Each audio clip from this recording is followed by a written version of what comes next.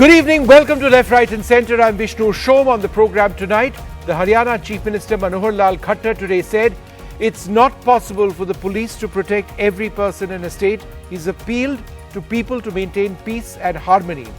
Haryana has been witnessing a wave of communal clashes that cost 6 lives since Monday. Is that an answer which is acceptable? Some of the violence in the Gurugram area, referred to as India's mini Singapore, the home of multinational corporations, just a few kilometers away from Delhi, the national capital. That's how close it all is. On the show tonight, a deep dive, not just into Gurugram, but into the Mewat region of Haryana, where this is happening. Beyond what triggered this one incident, is there a history of communal tension? Do criminal gangs here have a role? Is desperate poverty in some of India's most underdeveloped districts here a factor? We'll be trying to decode what exactly is happening in the larger Mewat area. But next up on the show at 1:30, a new report by a professor at Ashoka University, which has now distanced itself from the report, suggests that there may have been electoral rigging in the 2019 elections, with the BJP winning a disproportionately high number of close contests. Now, the BJP slams the report. They say it's biased and ill-researched. We look at the report and then bring in experts to analyze this. We did try and reach out to the professor to invite him to the show. He chose not to attend. But in terms of what the situation in Haryana presently is, Haryana is on a high alert. Section 144, which restricts the presence of people in a particular area, is on in Gurugram, in Faridabad, in Palwal, in Sona and Noor. Let's bring up those graphics. Now, the sale of loose fuel is banned in Gurugram. The sale of loose fuel was one of the factors which resulted in the arson and the violence that we saw, several cars being burnt in the areas which were affected. Schools in the Sona area shut. Gurugram multinational corporations have issued work from home notices. There's a rapid action force flag march which has taken place in Badshapur. The police have asked Gurugram residents to dial 112 to report violence. Some schools in Gurugram itself have chosen to remain shut for the moment. Well, joining us at this stage, Mahima Singh of the Congress Party, Yogendra Yadav joins us as well, Vineet Dhanda, former Advocate General of the Haryana government, joins us, is a member of the BJP, Ranveer Sharma, former IG Haryana, with us as well, and Azad Hasnain Zaidi, who's a member of the Peace Committee in Gurugram, with us on this program. Let me go across to Mahima Singh. Mahima, the response of the Haryana Chief Minister is that there's only so much which the police and security forces can do, that it's up to civilians to actually ensure this doesn't happen. Is this passing the buck, or is this a response that you can accept? Jai Hind, thank you for that question, Vishnu, because I think every Haryana citizen today is wondering, where have we landed ourselves? What is the situation we've landed ourselves in? Because we voted, the majority voted for the BJP. We have Mr. Khattar as a CM for a second term, which is nearly going to be over now. And here is a very irresponsible statement coming from his side. I would say extremism is fatal to humanity, whichever side it is on. And what we are seeing is extremism on both the sides. And more than anywhere else, there is extremism on the side of the government. I mean, look at the extreme negligence that we are seeing at the government's end. There was a religious yatra being carried out with, fully loaded with arms and weapons. Nobody knows where those arms and weapons came from. The Deputy Chief Minister is telling us that we were not fully informed about the expanse of the yatra and other things. There was instigation on video. There was a virtual war going on. There are various reports that tell us that for nearly 2 weeks. There was very vital intelligence from the CID inspector of the district, Mr. Vishwajit, which was handed over to the government 2 weeks ago, which was grossly ignored at the government's end. And today we hear Haryana Home Minister, Mr. Anil Vij, telling us that Monu Manesa cannot be held responsible. Why is the government defending Monu Manesa, who's a history sheeter? Why does the government not, take the whereabouts of Monu Manesa from the Vishwa Hindu and so let's just first up try and get a couple of answers. Mahima, you made lots of points. Vinidhanda, firstly, for lakhs of people in the affected areas, if a chief minister says that, look, there's only so much which I can effectively do, it's people need to get responsible, does that add to a sense of security? Sir, with due respect, that the chief minister is trying to control the situation diligently. And just pinpointing one person that due to one person this communal clashes happened, this is totally wrong. We have seen in the past, not even one single Muslim procession or religious thing is attacked. In the past, be it Delhi, be it Haryana, be it any place, all the Hindus processions, all the religious celebrations are attacked by one community. What is the problem? There has to be, resilience has reached its zenith on the part of Hindu community. Now, students are suffering. The multinational corporations are suffering. What is the fault of the local people whose cars when have you been say burned? that religious processions of one community are attacked by the other, what exactly are you talking about? I am trying to say, sir, with very full responsibility, in the past, wherever Hindu processions are taken out, the Muslim young boys, the Muslim community makes a proper plan to attack all the processions. Now in Nu, what has happened in Mewat? What has happened? There was a religious procession going on. There was a mandir which has been surrounded by Muslim community, and Mewat has become a mini Pakistan. For a reason. One second, sir. This is the first instance of communal rioting which has taken place in Nu. According to the National Criminal Records Bureau, there has been no communal incident in Nu between 2017 and 2021. Where are you getting these facts from? With respect, sir, the biggest gangs which operate, be it the anti-India So what do those gangs have to do with the communal violence which is taking place now? The communal violence has been propelled by the gangs itself. On what basis have you reached that conclusion? I have a full history of the gangs in front of me, and I will come to that. But how are you making this association and saying that members of one community attack processions of another community when I am quoting to you NCRB data which says that there has been no communal incident between 2017 and 2021? Sir, may I tell something? Please. That on the religious procession, how come on the terrace of all the Muslim houses, loads of stones were there? In tons of stones were there, and they are ready to throw everything down, sir.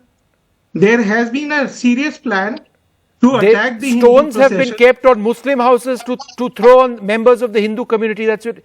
So, firstly, sir, been shown in the TVs.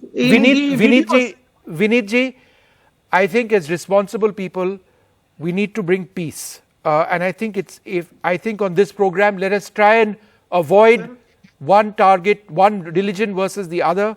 I think that's dangerous. Yogendra Yadav. Please do allow me a brief No, indulgence Mahima, here, one Vishnu. second. I will come back to you. Yogendra Yadav, how do you analyze the underlying causes or the problems in the broader Mewat area? Yes, because there are many factors. Sorry, can you hear me, Vishnu? Yes, go ahead, I couldn't hear you Yogendra. for a bit. Go ahead, Yogendra. Yeah.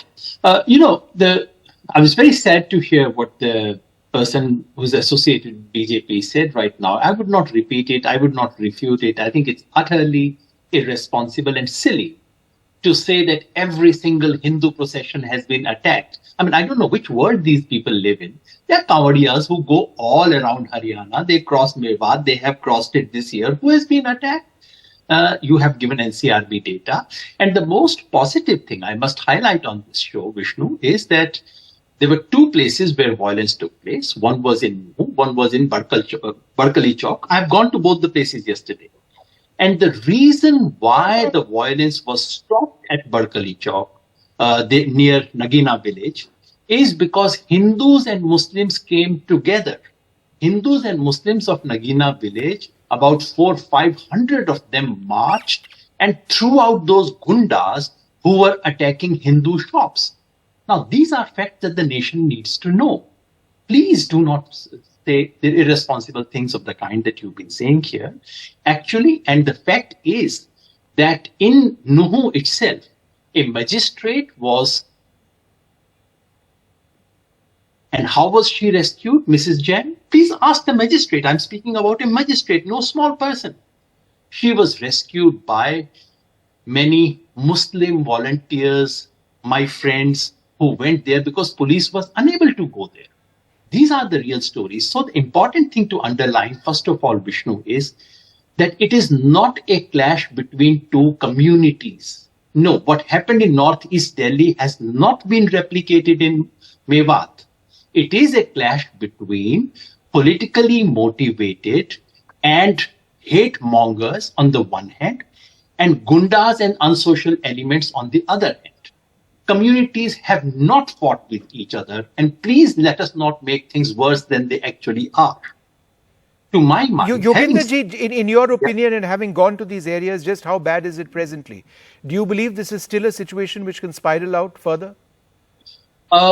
If things do not happen outside Mewat, then it will not spiral. Okay. Yesterday, I met the DC, I met the SP, both responsible officers.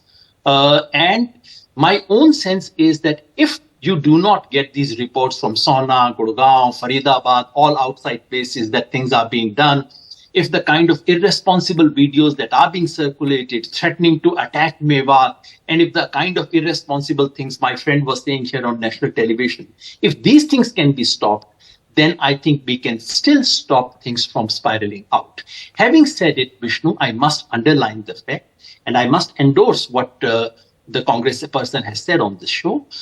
This shows utter gross negligence on the part of the state government. And now even a central minister has recognized it, so I don't even need to underline the fact. Okay. Things should be known, Vishnu. Number one, this particular, although the tradition of offering jal in that Shiv temple is a very old tradition.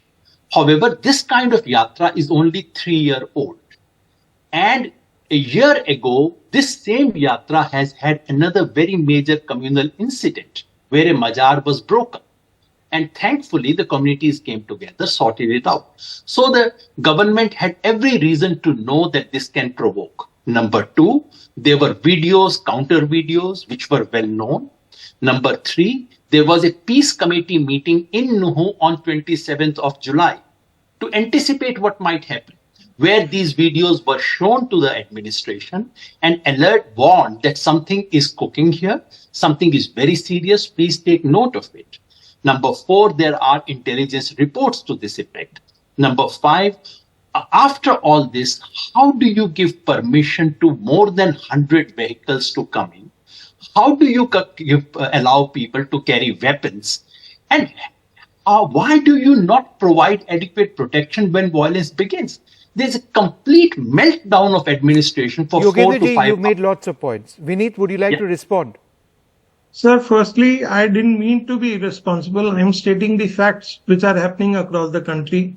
Now, whenever the judicial process has to start and they know they will be pinpointed by the inquiry that this particular community did it, then everybody wants peace and everything wants to. Yogendra Yadavji's party in Delhi, they were the prime people who caused communal riots in East Delhi. The IB officer was brutally killed. Sir, I am making a statement which is there in the on internet. It's everywhere available. Now to secure peace, on internet, everybody has to be resilient. Yogendraji, let me speak now. Everybody has to be resilient. Everybody have to act responsible. Together the peace can be achieved. That's correct, sir. But where does the irresponsibility start? Why can't a Hindu procession be taken out through Mewat or Nu? That is the point to be asked.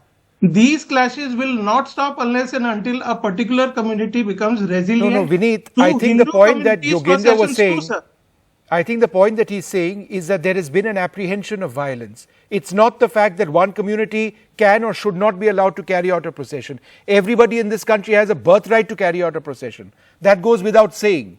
But in a sensitive situation, in the presence of social media, where insightful videos are shared, when there is an apprehension of concern, why was something like this potentially not looked into? He's outlined 6 points saying why this should have been looked at. Do you have an answer to that, sir? I have an answer. The kind of planning which has been done in past few months to secure this kind of tension by one particular, it has been sponsored not only by a particular community. Few political parties are involved. Otherwise, the State of Haryana is one of the most progressive states in the country. Which and the Chief political Minister party is has done an involved, exceptional sir? good job. Which Sir, political sorry, party? sir? With due respect, I don't belong to any political party. Which sir. political party is involved? Sir, let me not pinpoint one of they are endorsing each other. Let's not pinpoint. No, that, but sir, if you make a statement that this is being endorsed by political parties, we've got political party representatives here, they will reply. Whenever, let me not divulge myself again from the new Sir, you're the former Advocate General of Haryana. You are a senior lawyer. And every word that you say carries weight.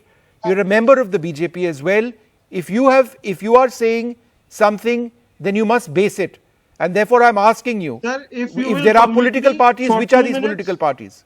Yes, these political parties, the Congress Party, the Aam Aadmi Party, Right. they don't have anything. Our country is progressing day by day.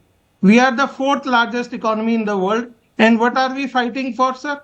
A religious procession of the majority religion of the country cannot pass through the... Okay, let me get Mahima to area, reply sir. to that. Mahima, he's finally mentioned that the Congress might be involved in fueling this violence. Please respond.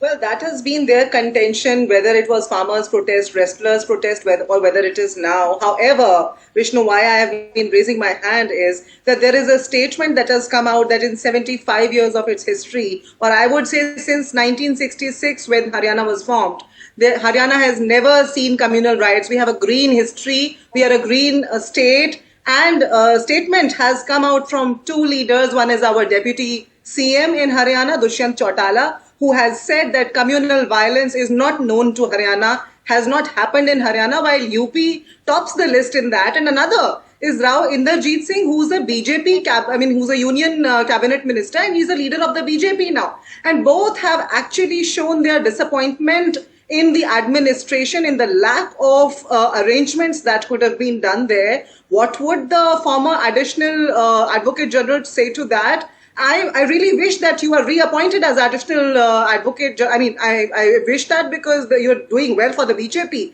However, in the interest of justice and of the state, I really wish that you refrain from such a duty towards the state, because you are speaking with clear bias. Let's not take personal. Let's not take personal sort of pot shots at each other. I try and avoid that on my show to the best of my ability. Mr. Ranveer Sharma, former IG Haryana, sir. Monu Mane sir is the bogey over here. We haven't discussed him on this program. Do you not believe, sir, that more should have been done to have him arrested? The fact that there was a video of his a few days before this procession, it served to incite. Why in India, with all our police apparatus, have we been unable to catch him? He's accused of the murder of 2 people. Vishnu, I agree with you. And here the police of Haryana as well as the Rajasthan both have failed to arrest the Monu. He was the culprit and he would have arrested by the police. There is a great failure by the police department itself. Secondly, I will tell you one thing more. After the Monu, after that Junaidi murder by this Monu and their gang, he was not apprehended by the police, and in response of that, one of the MLA, he made a statement in the Legislative Assembly. If he comes in our area, we will also murder him. This was the statement which was given in, Legislative Assembly of the Haryana. It meaning the nexus between criminal and netas.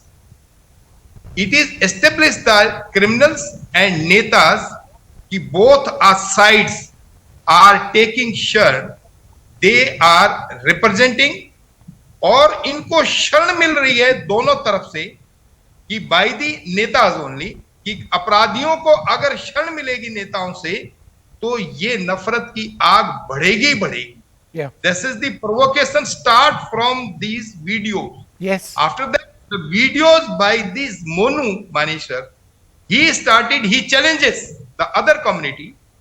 I will go there, whatever the condition it may be. And now they accepted the challenge. And the नफरत की जो आग वो वहां से फैलनी शुरू होगी. This was the main reason.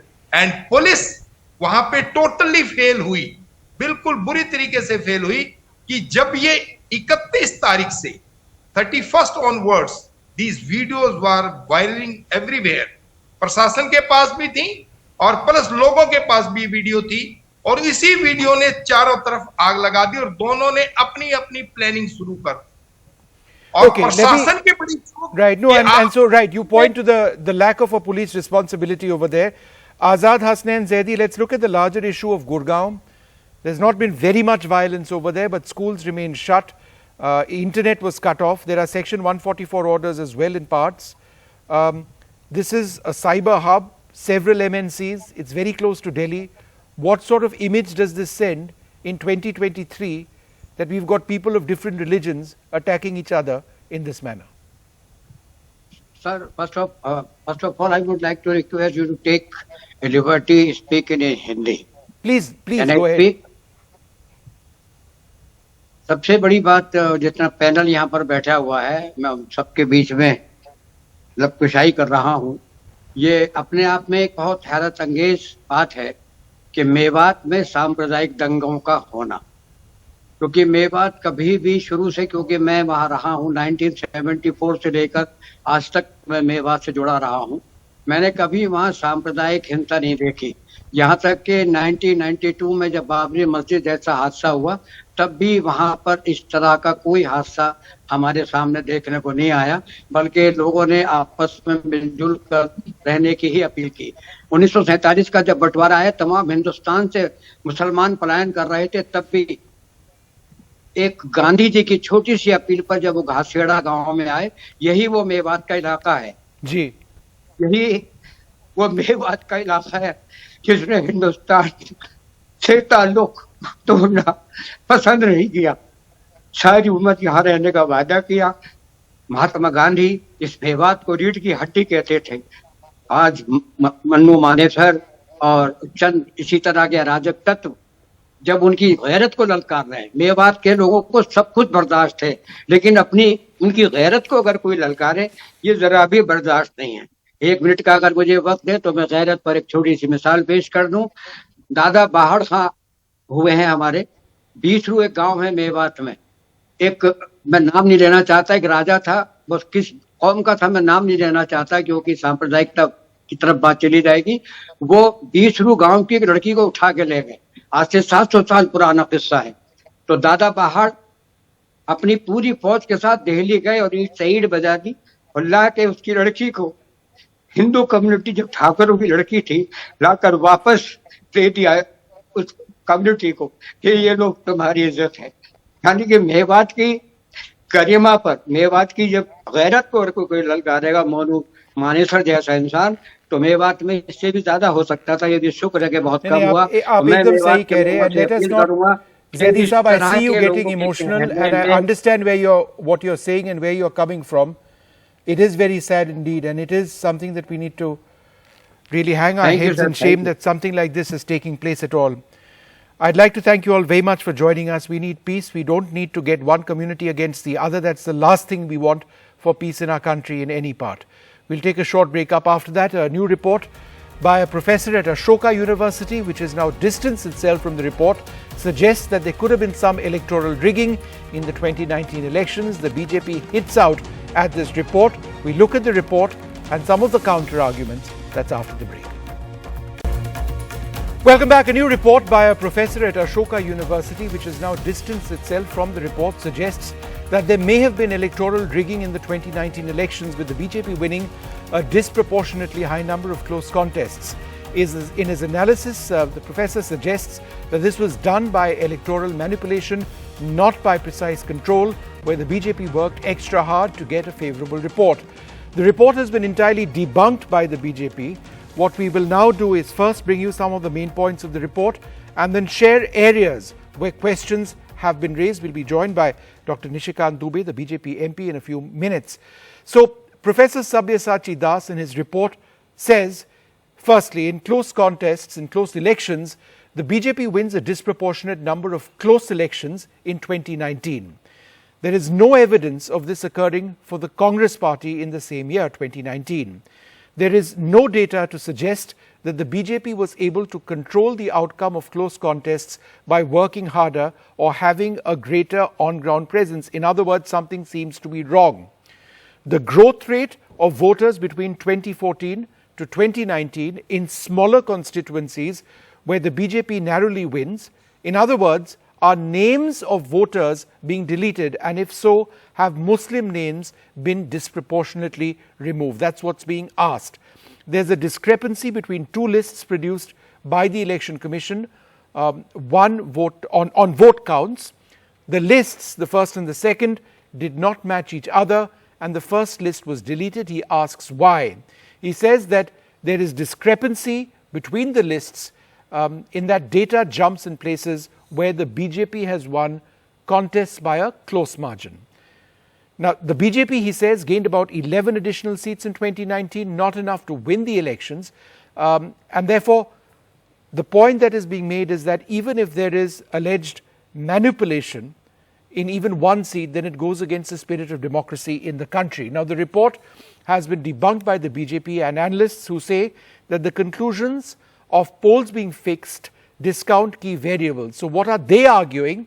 They say that in any election, win margins can fluctuate because of various factors, such as voter preferences, campaign strategies, and local dynamics.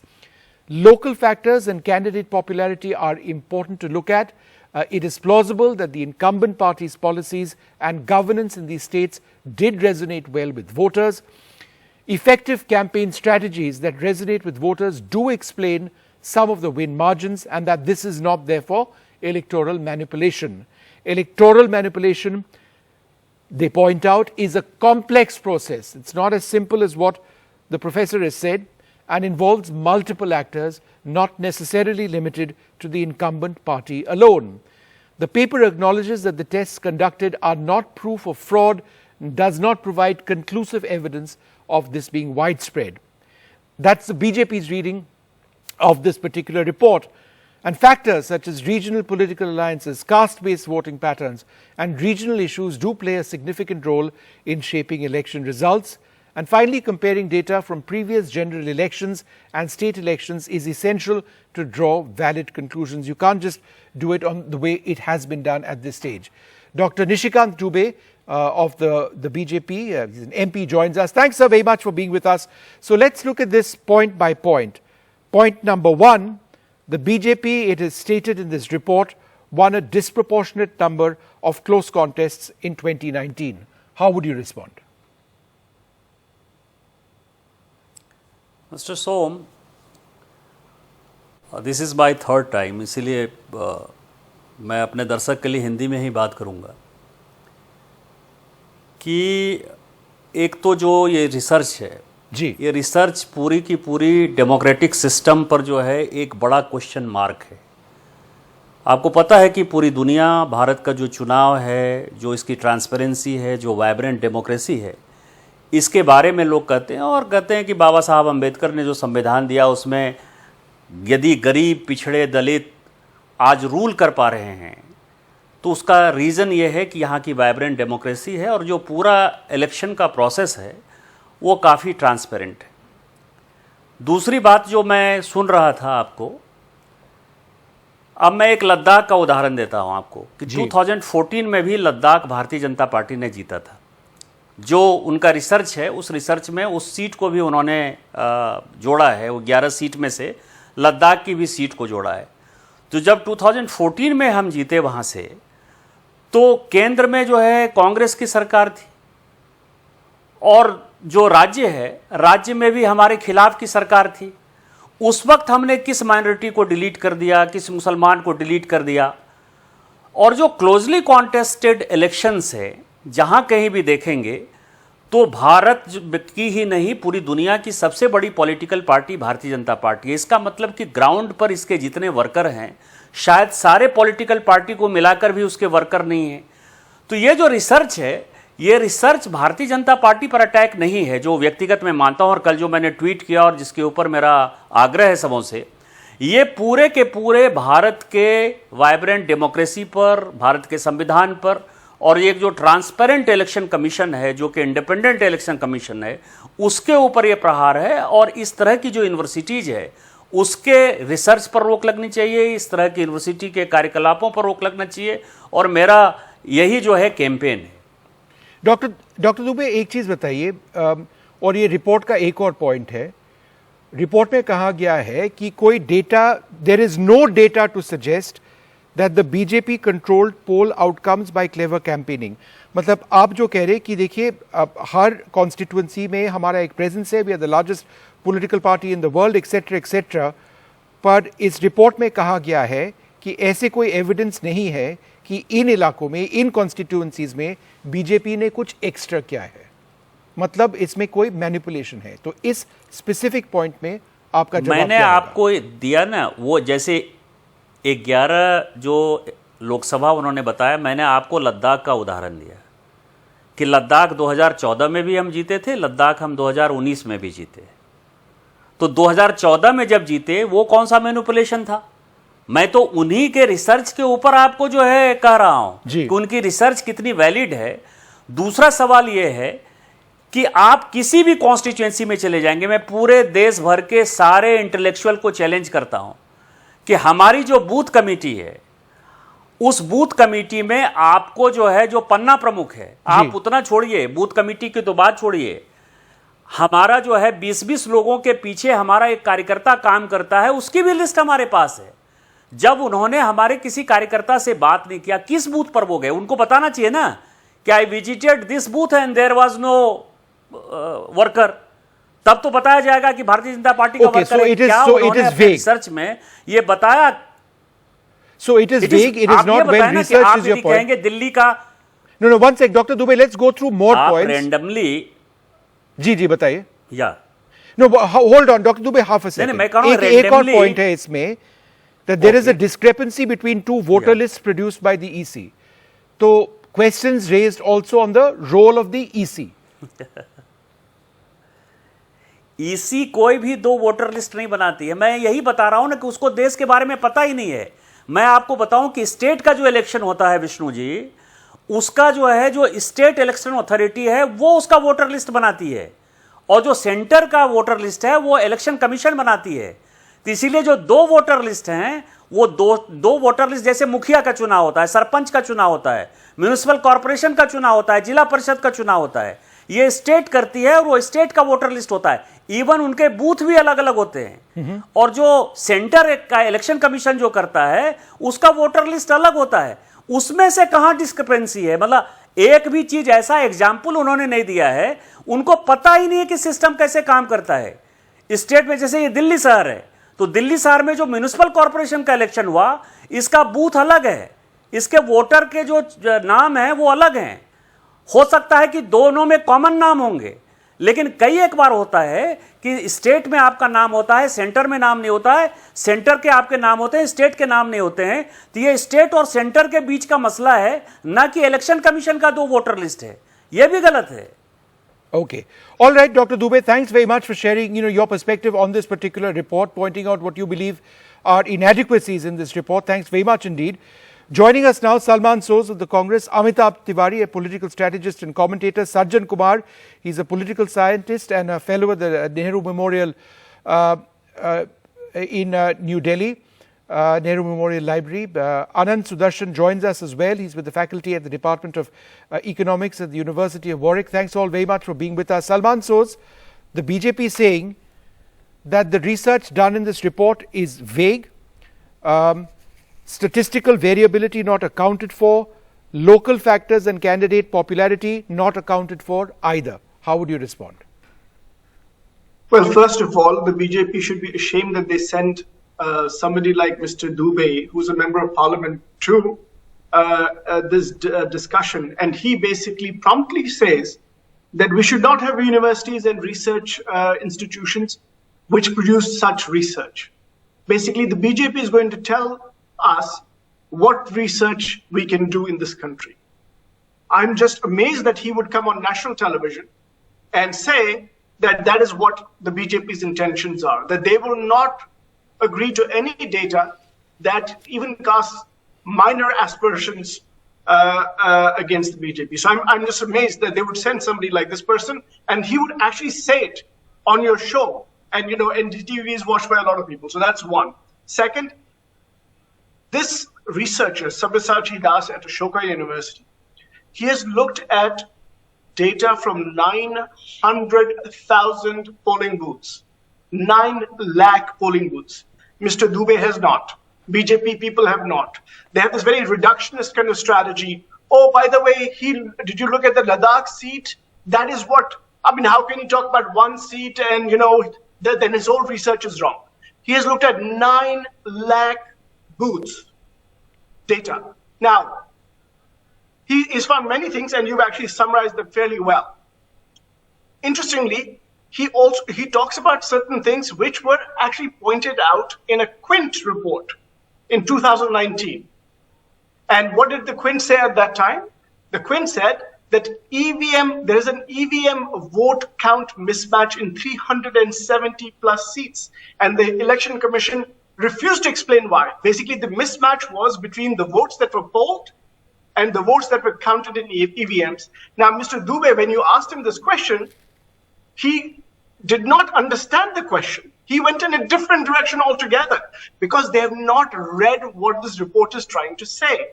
Now, when you talk about BJP people and others saying that there can be many different factors, and of course there can be many different factors, but what researchers do is they control for other factors to zero in on certain factors.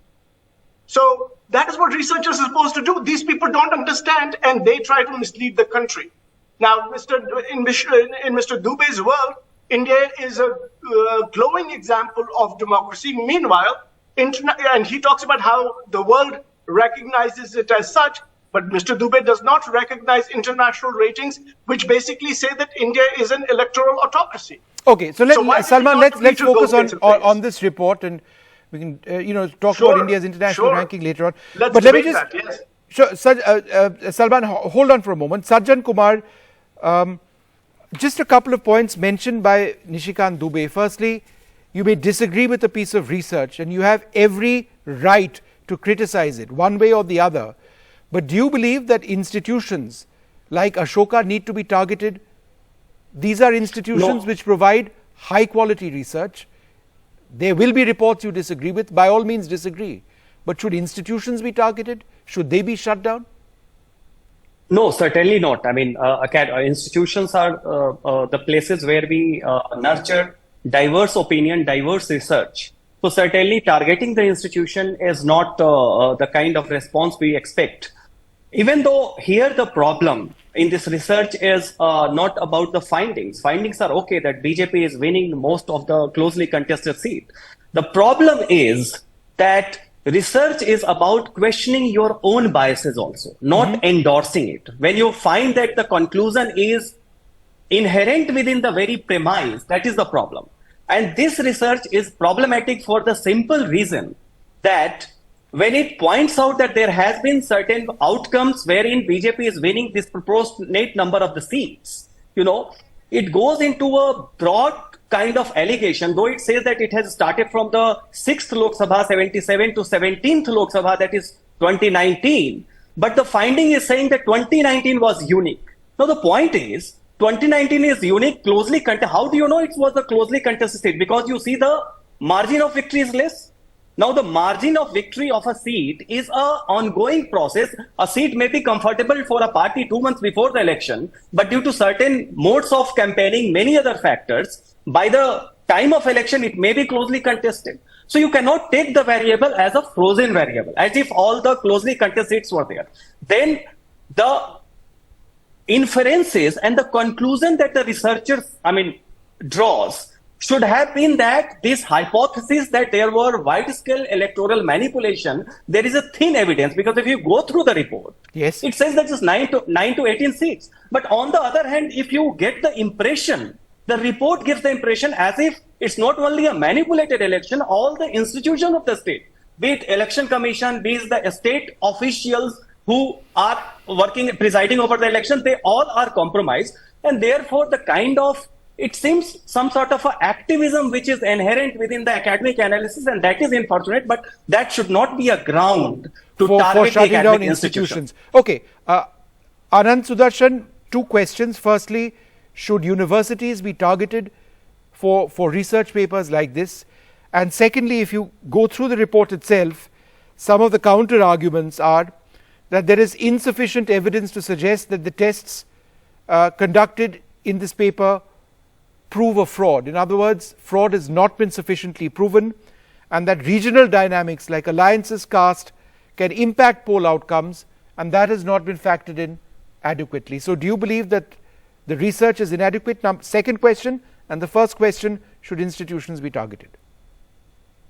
No, so thanks, Vishnu. To the first question, I completely agree with both of the panelists who've spoken so far. The job of a university is to put in place the conditions for academics to do research. Some of that research will be good, some of it will be not so good, some will be controversial, some will be boring, and there is absolutely no case to put pressure on an institution for the work that individual academics do. They are responsible for their research, they stand behind it, and it's proved right or wrong. Now, on the question of this specific paper, I think I find myself in agreement with much of what Sajjan has said. There is a very interesting and robust empirical finding, which is that the BJP is more likely to win very close seats. This is also incredibly rare. That fact is also true. Most of the time, incredibly close seats tend to be 50-50. Now, the question of whether this definitively proves